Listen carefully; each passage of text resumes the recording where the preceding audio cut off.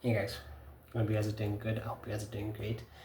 Before I jump into this video, I'd like you guys to like, share, subscribe, and do all the YouTube things that needs to be done.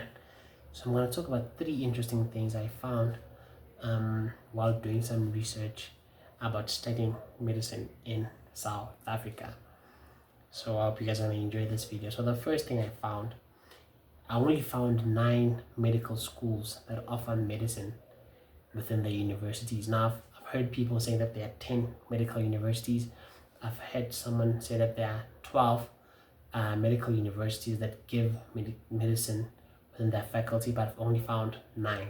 So if you might know the other 1 or the other 3, you can let me know. But the ones that I know are, number 1, it's the University of Cape Town. Number 2, it's the University of Pretoria. Number 3 is Stellenbosch University. Number 4 is the University of KwaZulu-Natal. Number 5 is the University of Witwatersrand. Number 6 is the University of Limpopo. Number 7 is Nelson Mandela University. Number 8 is Sefako Mahato Health Sciences University. And number 9 is Walter Sisulu University. Just like I said, if I've missed the other couple of universities, you can let me know. The second interesting thing is that I bet a lot of people, even medical students, don't know, right? I also learned this as a medical student already, so it was a bit interesting to know this. And I know some students are going to be sad about this, but the second thing that I learned is that after you graduate, your title doesn't change. Oh, but this is so sad. It's so sad. You know, a lot of us, we think that upon graduating from this degree, you're going to stop becoming a Mr. or a Mrs., but there's going to be a Dr. who in front of your name. You know, we're going to start, I'm going to be Dr. Dando Komalo on all my formal documentation. The interesting thing is that you don't become a doctor, you remain a Mr. or a Mrs. The only change that is going to appear on your formal documentation is that at the end of the name, they're going to add MD, which is going to be for medical doctor. So for every formal writing, your bank account, you know, any formal writing that you might need to write or carry out after then will just carry the MD after your name. So there have been talks, right, to finally try and make the change also available for medical doctors to change that title. So the title change is reserved for PhD people. So the only people who within their formal documentation they become doctor, wherever people who have PhD already added to their name. So unfortunately for medical students, we will remain Mr. and Mrs. although we are called doctors. They call you doctor, who in the hospital we are allowed to do that, but on every formal documentation you're going to remain a Mr. whoever. Yeah, that was sad learning about that, but anyway, we move on. The third thing that I found interesting, which I have to give some background on.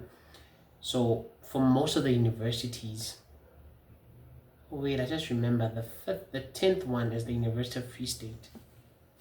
Yes, I didn't see it here. The 10th university is the University of Free State. So there are 10 of them.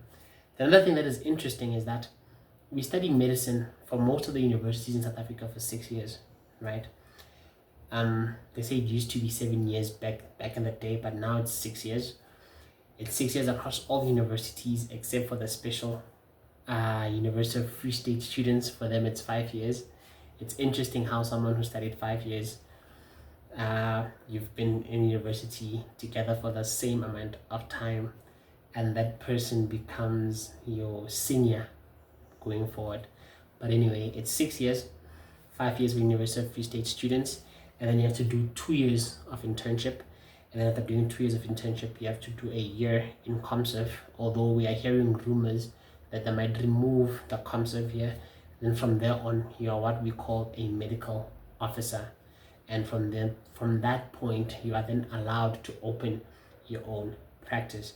So, as a medical intern, you earn a salary, right? You are still under supervision, but you earn a salary.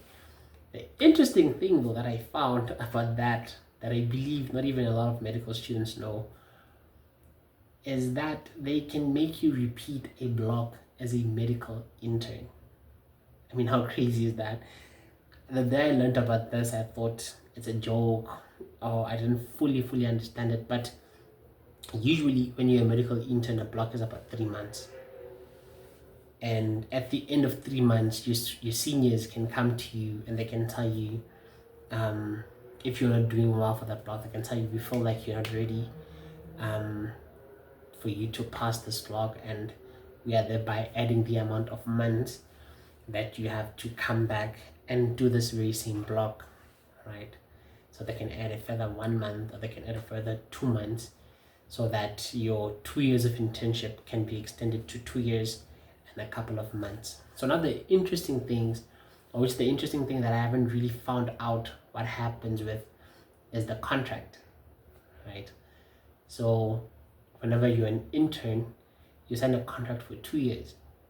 So I wonder what happens when you have signed a contract for 2 years and a certain faculty, right, or certain block asks you to come back and repeat a certain block. Do they add the contract? Does this now affect your ComServe years? Do you have to wait a bit longer for you before you start doing your ComServe? I don't know.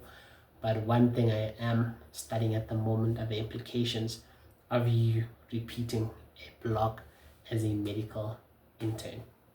Right. With that said, man, I think we have to pull up our socks.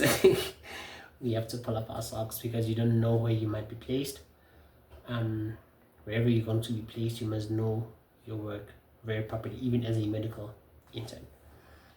For today, for now, that is it. Thank you for watching this video. Again, please like, share, subscribe to this video. Thank you very much.